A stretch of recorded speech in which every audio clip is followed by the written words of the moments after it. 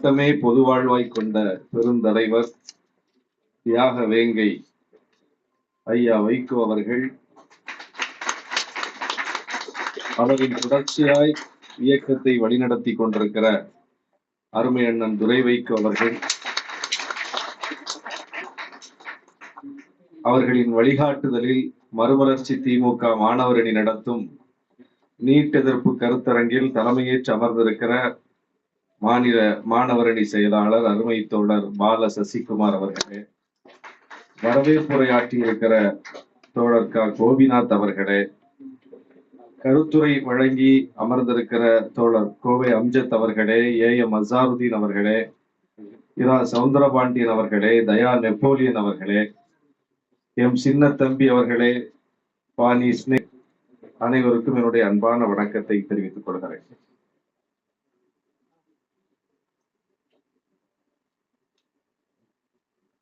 தமிழ்நாடு இந்தியாவுக்கே வழிகாட்டக்கூடிய மாநிலம். வெறுப்பின் அடிப்படையிலோ வெறுமனே ஒரு கோபத்தின் அடிப்படையிலோ அல்லது எதையாவது எதிர்க்க வேண்டும் என்கிற எதிர்ப்புணர்வின் அடிப்படையிலோ ஒன்றை நாம் தீர்மானிப்பதில்லை. எதை நாம் தீர்மானித்தாலும், எந்த முடிவை நாம் எடுத்தாலும் அந்த முடிவு அறிவுபூர்வமாக இருக்கும். அந்த முடிவுக்கு பின்னால் 1000 நியாயங்கள் இருக்கும். அந்த முடிவுக்கு பின்னால் சமூக நீதி அடங்கி இருக்கும் என்பதனால்தான் நாம் நீட்டை எதிர்க்கிறோம். நீட்டை வெறுமனே எதிர்க்கவில்லை, நீட்டை வெறுமனே வேண்டாம் என்று சொல்லவில்லை. மதிவதனி அவர்கள் குறிப்பிட்டதை போல நாம் எதிர்க்க தொடங்கும் போது அதை எல்லோரும் எதிர்ப்பார்கள், நம்மை எதிர்ப்பார்கள். நாம் ஒன்றை எதிர்த்தால் அந்த எதிர்ப்புணர்வை புரிந்து கொள்ளாமல் எல்லோரும் நம்மை எதிர்ப்பார்கள். இந்தியாவே ஏற்றுக்கொண்டு விட்டது, உங்களுக்கு என்ன கேடு என்று கேட்டார்கள். எல்லா மாநிலங்களும் ஏற்றுக்கொண்ட பிறகு நீங்கள் மட்டும் ஏன் எதிர்க்கிறீர்கள் என்று கேட்டார்கள். நாம் நீட்டு விலக்கு கேட்டுக் கொண்டிருக்கிறோம், எல்லோரும் ஏற்றுக்கொண்ட பிறகு நீங்கள் மட்டும் ஏன் விலக்கு கேட்கிறீர்கள் என்று கேட்டார்கள். நாம் அப்போதே சொன்னோம், காலம் உங்களுக்கு உணர்த்தும் என்று. காலம் இப்போது உணர்த்த தொடங்கி இருக்கிறது. இப்போது அவர்கள் நீட்டு தேர்வு முறைகேடு என்று சொல்லி இந்த ஆண்டு மட்டும் வேண்டாம் அல்லது மீண்டும் தேர்வை நடத்து என்று ஏதோ ஒரு வடிவத்தில் இன்றைக்கு பல்வேறு மாநிலங்களில் நீட் எதிர்ப்பு என்பது உருப்பெற்றிருக்கிறது. இதுவே ஒரு மிகப்பெரிய வெற்றி. பாஜக எந்த சட்டத்தையும் பின்வாங்கியது இல்லையா, பின்வாங்காதா? இந்த நீட் விலக்கு வராதா? தமிழ்நாட்டுக்கு மட்டும் கேட்டுக் கொண்டிருக்கிறோம். நான் சொல்கிறேன், ஒட்டுமொத்த இந்தியாவுக்குமே நீட்டு விலக்கு வரும். எழுதி வைத்துக் கொள்ளுங்கள். பாஜக ஆட்சியிலேயே வரும், குறித்து வைத்துக் கொள்ளுங்கள். வேளாண் சட்டம் வேண்டாம் என்று வேளாண் குடிமக்கள் போராடி கொண்டிருந்த போது இதே பாஜக, இப்போது இருக்கிற பாஜக இல்லை, நிதிஷ்குமாரும் சந்திரபாபு நாயுடும் தாங்கி பிடித்துக் கொள்ளுகிற மைனாரிட்டி பாஜக அரசு அல்ல, மெஜாரிட்டி பாஜக அரசு, பெரும்பான்மை வலிமை மிக்க அரசு. இந்த விஜய் ஒரு படத்துல சொல்லுவாங்க, நான் ஒரு முடிவு எடுத்துட்டா என் பேச்ச நானே கேட்க மாட்டேன் அப்படின்னு. அது மாதிரி அமித்ஷா பேச்ச அவரே கேட்க மாட்டார், மோடி பேச்ச அவரே கேட்க மாட்டார். ஒரு முடிவு எடுத்துட்டா அந்த அளவுக்கு அவர்கள் உறுதியானவர்கள், இரும்பு மனிதர்கள் என்று சொல்லப்பட்டவர்களுடைய பெரும்பான்மை வலிமை மிக்க ஆட்சியில் வேளாண் சட்டத்தில் ஒரு புள்ளியை கூட, கமாவை கூட மாற்ற மாட்டோம் என்று ஆணவத்தோடு அவர்கள் குறிப்பிட்ட அந்த ஆட்சி காலத்திலேயே வேளாண் சட்டம் திரும்ப பெற்றுக் கொள்ளப்பட்டது. எனவே இந்த நீட் கட்டாயமாக திரும்ப பெற்றுக் கொள்ளப்படும். அதற்கு ஒரு முடிவு வரும். அந்த முடிவை நோக்கிய ஒரு தொடக்க புள்ளிதான் இப்போது நீட்டுக்கு எதிராக நாடு தழுவிய அளவில் கிளர்ந்து எழுந்திருக்கிற ஒரு எதிர்ப்புணர்வு. தமிழ்நாடு ஏன் இதை எதிர்த்தோம் என்றால், தமிழ்நாட்டுக்கு மட்டும் என்று கூட நாம் எதிர்க்கவில்லை. எப்போதுமே நம்ம அப்படி அந்த போராட்டத்தை நடத்தினதே கிடையாது. தமிழ்நாட்டுக்கு மட்டும், இந்த நீட்டு தமிழ்நாட்டுக்கு கேடு என்கிற கோணத்தில் நாம் எதிர்க்கவில்லை. விலக்கு தமிழ்நாட்டுக்கு மட்டும் கேட்டோம். ஏன்னா எல்லாரும் ஏற்றுக்கொண்டுட்டாங்க, நாங்க ஏற்கல, எனக்கு கொடுன்னு கேட்டோம். ஆனால் அதனுடைய ஆழ்ந்த பொருள் என்ன என்றால், இது மாணவ சமூகத்துக்கு கேடு, மாநில உரிமைக்கு கேடு. மாநில உரிமைக்கு கேடு. நாடாளுமன்றத்தில் ஒரு சட்டத்தை இயற்றுகிறார்கள், நாடாளுமன்றம் அதை ஏற்றுக்கொள்ளுகிறது. நாடாளுமன்றம் ஏற்றுக்கொள்ளுகிற ஒரு சட்டத்தை சட்டமன்றம் ஏற்க மறுக்கிறது என்றால் இரண்டுக்கும் அரசியலமைப்பு சட்டத்தில் இடம் இருக்கிறது. நாடாளுமன்றம் இயற்றிட்டதுனாலேயே சட்டமன்றம் அதை ஏற்கணும்னு அவசியம் கிடையாது. உச்ச நீதிமன்றம் பல வழக்குகள்ல தெளிவுபடுத்திருச்சு, மீண்டும் மீண்டும் தெளிவுபடுத்தி இருக்கிறது. நாடாளுமன்றத்துக்கு என்ன அதிகாரம் உண்டோ அதே அதிகாரம் சட்டமன்றத்துக்கு உண்டு. அப்ப நாடாளுமன்றத்தில் ஒரு சட்டத்தை இயற்றுவதற்கு அவர்களுக்கு பெரும்பான்மையின் அடிப்படையில் அந்த அதிகாரம் இருக்கிறது என்றால், சட்டமன்றம் நாடாளுமன்றத்திற்கு இணையான அதிகாரம் கொண்ட சட்டமன்றம் அதை ஏற்க மறுக்கிறது என்றால் சட்டமன்றத்தின் முடிவுக்கும் அரசியலமைப்பு சட்டத்தில் இடம் இருக்கிறது. அப்போ நீ ஏத்துக்கிட்ட, நீ கொண்டு வர்ற, நாங்க சட்டமன்றத்துல கூடி அதை வேணான்னு சொல்றோம். நீ கொண்டு வந்ததற்கு என்ன மதிப்போ அதே மதிப்பு தான் நாங்கள் வேண்டாம் என்று சொல்கிற எங்களுக்கும் இருக்கிறது அப்படின்னு இருக்கும்போது நீ விட்டுறணும்ல. ஆனால் அதை மீறி நான் கொண்டு வந்ததுதான், நீ சட்டமன்றத்தில் சட்ட மசோதா திருத்தி கொண்டு வந்தாலும் சரி, தீர்மானம் போட்டாலும் சரி, அதை நான் ஏற்க மாட்டேன் என்று சொல்வதுதான் அரசியலமைப்பு சட்டத்துக்கு எதிரானது. இப்ப அரசியலமைப்பு சட்டத்துக்கு எதிராக செயல்படுவது ஒன்றிய அரசா மாநில அரசா, பாஜகவா தமிழ்நாடா? தமிழ்நாடு எந்த வகையிலும் சட்டத்துக்கு முரணாக செயல்படவில்லை. நீட் விஷயத்துல சட்டம் என்ன சொல்லுகிறதோ அந்த சட்டப்படி செயல்படுகிறோம். நாங்க ஏற்க மாட்டோம் என்று ஒரு கட்சி சொல்லவில்லை, அல்லது திமுக கூட்டணி கட்சி சொல்லவில்லை. இங்கே பெரும்பாலும் திமுக கூட்டணி கட்சியில் தான் இருக்கிறோம். எல்லா மாணவர் அணி அமைப்புகளும் இருக்கிறார்கள், திமுகவுடைய தோழமை அமைப்புகள். அப்படி இருக்கும்போது இது மட்டுமல்ல நம்முடைய குரல். சட்டமன்றத்தில் 230 சட்டமன்ற உறுப்பினர்கள் ஒன்றாக இருந்து ஓரணியில் நின்று நீட் வேண்டாம் என்று சொல்லுகிறோம். இந்தியால ஒரு சட்டமன்றத்தை எப்படி காட்டு, ஒரே ஒரு சட்டமன்றத்தை எப்படி காட்டு. திமுகவுக்கு நேர் எதிர்கட்சி அதிமுக. இந்த நீட்டு விலக்கு விஷயத்துல ஒரே குரல். விசிகாவுக்கு நேர் எதிர்கட்சி பாமக, நீட்டு விஷயத்துல ஒரே குரல். பாஜக உறுப்பினர்கள் மட்டும்தான் வெளியேறி போகிறார்கள், 4 உறுப்பினர்கள். ஏன் பாஜக தமிழ்நாட்டு மக்கள் அத்தோட வச்சிருக்காங்கன்னு இப்ப தெரியுதா? இந்த இடத்தை கூட அவர்களுக்கு ஏன் கொடுத்திருக்க கூடாது என்பது இப்போது தெரிகிறதா? தமிழ்நாட்டு அத்தனை கட்சிகளும் சேர்ந்து ஒரு முடிவுக்கு வருகிறோம் அந்த இடத்துல, அவங்க மட்டும் இதுல எங்களுக்கு மாற்று கருத்துன்னு வெளியே போறாங்க. அப்ப அந்த அளவுக்கு தமிழ்நாட்டினுடைய குரல், அனைத்து கட்சிகளின் குரல். அப்படிப்பட்ட ஒரு குரல் ஏன் அப்படி சொல்லுது? ஏன்னா நம்ம தமிழ்நாட்டினுடைய நலனிலிருந்து பார்க்கிறோம். தமிழ்நாடு மருத்துவ கட்டமைப்புல, கல்வி கட்டமைப்புல முன்னோக்கி இருக்கிறோம். நாம ஒரு பின்தங்கிய நிலைமையில் இல்ல. நீ எங்களுக்கு பாடம் நடத்த வேண்டிய அவசியம் இல்லை, நீ எங்களுக்கு அறிவுரை சொல்ல வேண்டிய தேவை இல்லை. அந்த இடத்திலேயே நாங்க இல்ல. நீ ஒரு கல்விக் கொள்கை வடிவமைத்து எங்கள் மேல திணிக்கக்கூடிய இடத்தில் நாங்கள் இல்லை. இந்தியாவுக்கு நீ ஒரு சிறந்த கல்வியை கொடுக்க வேண்டும் என்றால் நீ தமிழ்நாட்டு கல்வி திட்டத்தை தான் எடுத்துக் கொடுக்க வேண்டும். உண்மையிலேயே இந்தியாவின் மீது உனக்கு அக்கறை இருக்கிறது என்றால் இந்திய மாநிலங்கள் நலம் பெற வேண்டும், வளம் பெற வேண்டும், இந்திய தலைமுறை அடுத்த கட்டத்திற்கு போக வேண்டும் என்கிற ஒரு பார்வை உனக்கு இருக்கிறது என்றால் நீ என்ன செய்யணும்? தமிழ்நாட்டுல எவ்வளவு இப்படி ஒரு ப்ராக்ரசிவா இருக்காங்க, இவ்வளவு முற்போக்கா இருக்காங்க, எப்படி இவ்வளவு பெரிய கிராஸ் என்ரோல்மெண்ட் ரேஷியோ அவங்களால காட்ட முடியுது? நம்ம இன்னும் 25, 26ன்னு தட்டிட்டு கிடக்குறோம். அவன் 50 தாண்டி போயிட்டு இருக்காங்களே, எப்படி போறாங்க? என்ன கணக்கு? 100 பல்கலைக்கழகங்களை 100 முக்கிய கல்வி நிறுவனங்களை பட்டியல் போட்டா தமிழ்நாடே 30 தாண்டிடுதா? எப்படி நீ பாரு. இப்ப கூட அண்ணா யூனிவர்சிட்டி தான் முதலிடம்.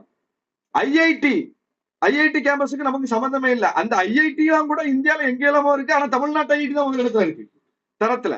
எல்லாவற்றையும் எடுத்து பார்த்தா இப்ப இந்த ஆண்டு வந்திருக்கக்கூடிய புள்ளி விவரங்கள் கூட தமிழ்நாட்டினுடைய நிலைமை என்ன, தமிழ்நாட்டு கல்வி கட்டமைப்புகள் எந்த இடத்துல இருக்குது அப்படின்னு பார்க்கும்போது இந்தியாவுக்கே வழிகாட்டக்கூடிய இடத்தில் தான் இருக்கிறது. அப்ப எங்க கல்விக் கொள்கையில எதுவும் பிரச்சனை இருக்கா? எங்க கல்விக் கொள்கை எதுவும் தொய்வை சந்திச்சிருக்கா? எங்க கல்விக் கொள்கையால குறிப்பிட்ட எந்த தரப்பாவது வெளியே நிறுத்தப்பட்டிருக்காங்களா? எல்லா தரப்புக்கும் கல்வியை கொண்டு சேர்த்திருக்கிறோம்.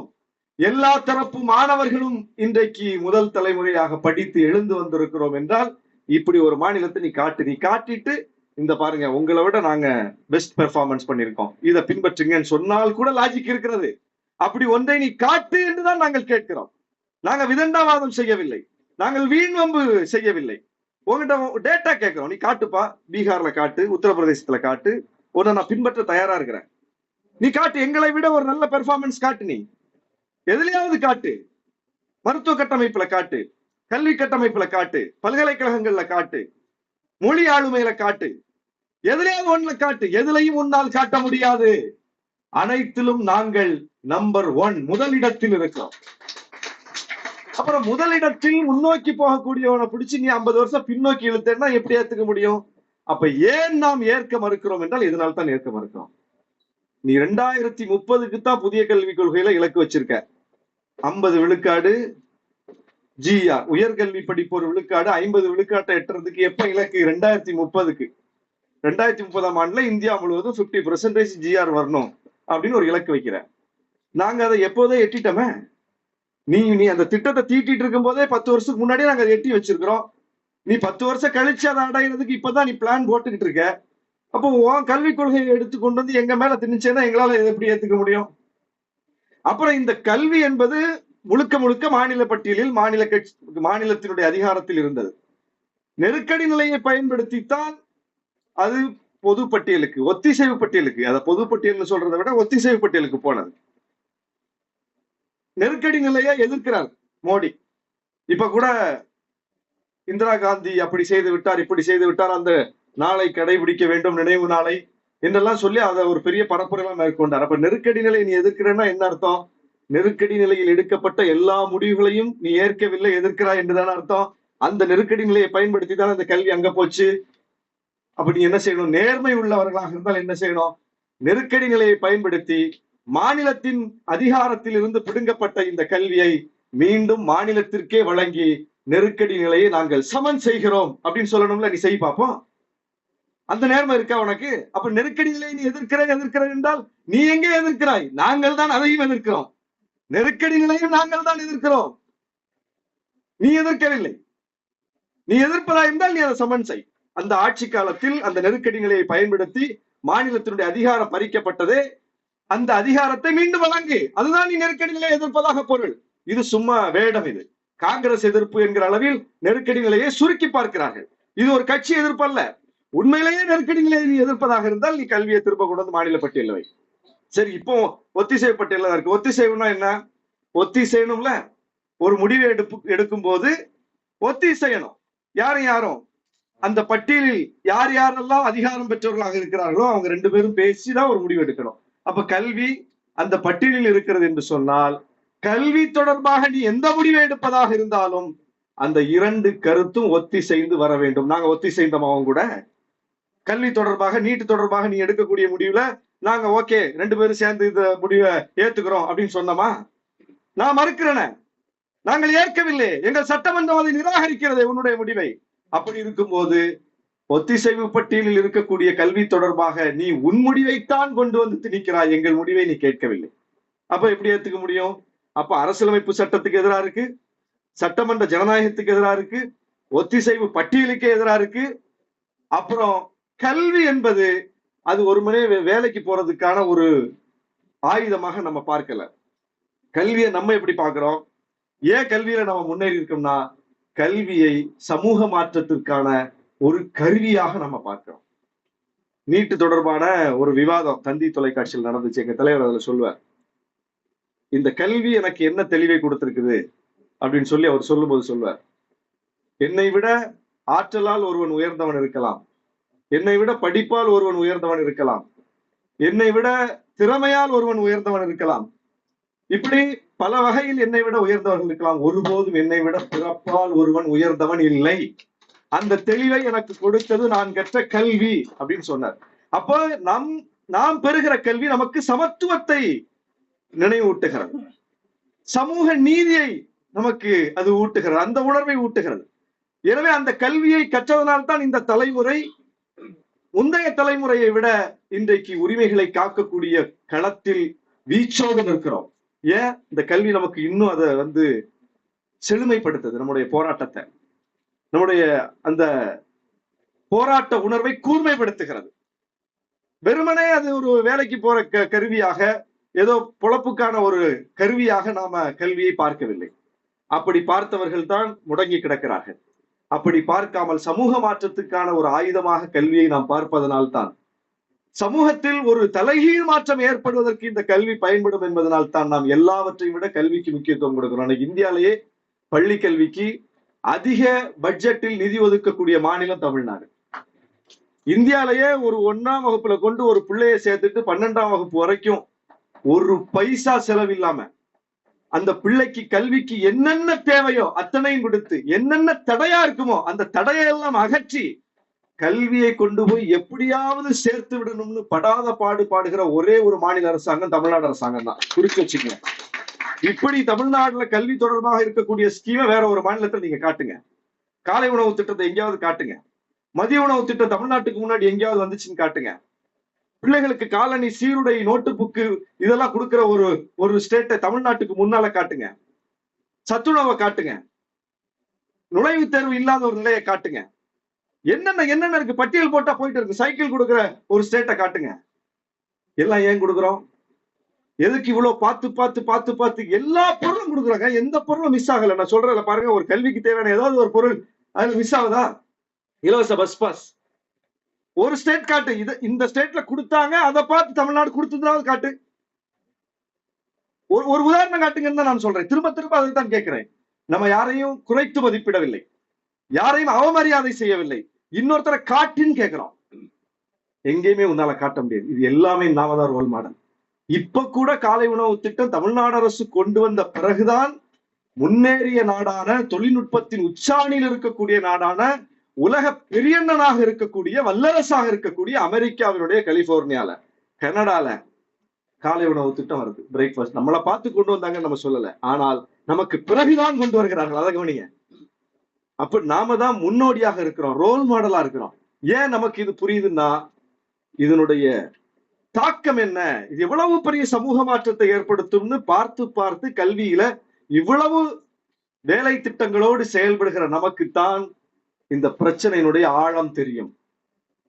மதிவதனி ரொம்ப தெளிவா குறிப்பிட்டாங்க. தமிழ்நாடு ஒரு காலத்தில் எதிர்த்த ஒன்றை மற்றவர்கள் ஏற்றுக்கொண்டார்கள். பின்னால் அது என்னவா இருக்குன்னு பார்க்கணும். நாம எதிர்த்தோம், அப்ப அவங்களும் அதை எதிர்க்கல, ஏற்றுக்கொண்டார்கள். இந்தி திணிப்பை நாம எதிர்த்தோம், அவங்க எல்லாரும் ஏத்துக்கிட்டாங்க.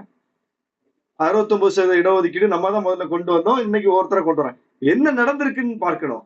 யாரெல்லாம் அதை அன்றைக்கு நாம் எதிர்த்த போது எதிர்க்காமல் ஏற்றுக்கொண்டார்களோ அவர்களெல்லாம் பின்னாளில் நம் வழிக்கு வந்து அவர்களும் எதிர்க்க தொடங்கி இருக்கிறார்கள். நீங்க காங்கிரஸ் ஆட்சி காலத்துலதான் இந்தி திணிப்பு கொண்டு வரப்பட்டது, நாம எதிர்த்தோம். கர்நாடக முதலமைச்சரா இருக்கார் சித்தராமையா, காங்கிரஸ் கட்சியினுடைய ஒரு தலைவர். அவர் என்ன பண்றாருன்னா, பெயிண்ட் டப்பா எடுத்துட்டு பெங்களூர் மெட்ரோ ரயில்வே ஸ்டேஷன்ல போய் இந்தி எழுத்துக்களை தார் பூசி அழிக்கிறார். எவ்வளவு பெரிய மாற்றம் இது! எவ்வளவு பெரிய மாற்றம்! நீங்க காங்கிரஸ் ஆட்சி காலத்தில் இந்தி திணிக்கப்பட்ட போது இதை நாம கற்பனை செஞ்சு பார்த்திருப்போமா? ஒரு காலம் வரும், இதே காங்கிரஸ் கட்சியை சார்ந்த ஒரு மாநிலத்தினுடைய முதலமைச்சர் அல்லது ஒரு மாநிலத்தினுடைய தலைவர், காங்கிரஸ் கட்சியினுடைய ஒரு மூத்த தலைவர் பெயிண்ட் டப்பா கையில் எடுத்துட்டு போய் மெட்ரோ ரயில்வே நிலையத்தில் இருக்கக்கூடிய இந்தி எழுத்துக்களை தார் பூசி அழிப்பார் அப்படின்னு நம்ம நினைச்சு பார்த்திருப்போமா? அன்னைக்கு அதை சொல்லியிருந்தா ஏளனமா சிரிச்சிருப்பாங்க. ஆனால் நடந்துதான் இல்லையா? நடக்கும். அப்போ தமிழ்நாடு ஒன்றை எதிர்க்கிறது என்று சொன்னால் அதை தொலைநோக்கோடு ஆய்ந்து அறிந்துதான் எதிர்க்கும். தமிழ்நாடு சட்டமன்றம் ஒரு தீர்மானத்தை போடுகிறது என்றால் ஆய்ந்து அறிந்துதான் போடும். ஏதாவது ஒரு தீர்மானம் தமிழ்நாடு சட்டமன்றத்துல போட்டது ஃபெயிலியர் ஆயிருக்கு, அல்லது அறிவுக்கு பொருந்தாம போயிருக்கு, அல்லது கால ஓட்டத்துல அது நிராகரிக்கப்பட்டிருக்குன்னு ஒண்ண காட்டுங்க. கால ஓட்டத்தில் அந்த காலத்தில் அது ஏற்காமல் இருந்தால் கூட பின்னாளில் அது ஏற்கப்பட்டிருக்கும், பின்னாளில் அது புரியப்பட்டிருக்கும், பின்னாளில் அது நியாயம் உணரப்பட்டிருக்கும். அப்படித்தான் நாம் வரலாற்றை கடந்து வந்திருக்கிறோம். இந்த நீட்டும் கட்டாயமாக முறியடிக்கப்படும், எந்த மாற்றமும் இல்லை. அதை அடைகாக்கிற பொறுப்பை தான் நாம் சுமந்திருக்கிறோம். நீங்க 10 ஆண்டுகளுக்கு முன்னால் அல்லது அனிதா அந்த மரணத்தை ஒட்டி இழந்த அந்த கிளர்ச்சி அப்பெல்லாம் இந்தியால யாருமே நினைச்சு பார்த்திருக்க மாட்டாங்க. இன்னைக்கு கேரளா சட்டமன்றத்துல தீர்மானம் போடுறாங்க, பல மாநில சட்டமன்றங்கள்ல தீர்மானம் போடுறாங்க, பல பெருநகரங்கள்ல இந்தியால போராட்டம் வெடிக்குது. இப்போது நடந்திருக்கிற இந்த நீட்டு குறித்த சர்ச்சைக்காகவாவது அவங்க போராடுறாங்கல்ல, அதுவே ஒரு பெரிய வெற்றி தான் நமக்கு. அதுவே ஒரு பெரிய வெற்றி. எனவே அந்த அடிப்படையில் இந்த போராட்டத்தை இன்னும் தீவிரப்படுத்துவோம். இதை அடைகாக்காமல் நாம் இந்த போராட்டத்தை இன்னும் செழுமைப்படுத்துவோம். பெரிய அளவுக்கு இதை எடுத்து செல்வோம். தேசிய அளவில் கருத்தரங்குகளை நடத்தணும். உங்கள் மாணவர் அமைப்புகள்லாம் தேசிய அளவுல உரையாடுங்கள். அங்கே இருக்கக்கூடிய மாணவர்களுக்கு இதனுடைய நியாயத்தை புரிய வையுங்கள். தமிழ்நாடு எப்படி கல்வியில் முன்னேறி இருக்கிறோம், எதன் அடிப்படையில் முன்னேறி இருக்கிறோம் என்பதை உணர்த்துங்கள். இந்தியா முழுவதும் மாணவர் கிளர்ச்சி வெடிக்கும். மோடி அரசே நீட் விலக்கு சட்டம் கொண்டு வரும். வாய்ப்புக்கு நன்றி.